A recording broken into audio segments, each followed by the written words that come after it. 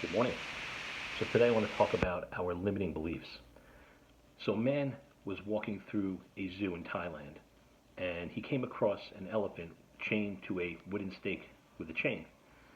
And he looked at the man who was tending the elephant and he said, how is that possible? How is this elephant not running? I mean, he can rip that stake right out of the ground. That thing can't hold an elephant that size. And the man looked at him and said, well, when this elephant was a baby, the same chain and the same stake were what held him in place when he didn't have the strength to pull it free. And he's been chained to this pole with the same stake for his entire life. So this elephant doesn't know that he has the power to escape. He's just going to stay here because he believes he's not capable of pulling that stake out of the ground.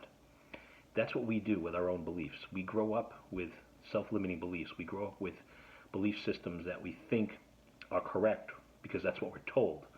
And once they start to permeate us and we start to believe them, we start to act based on them.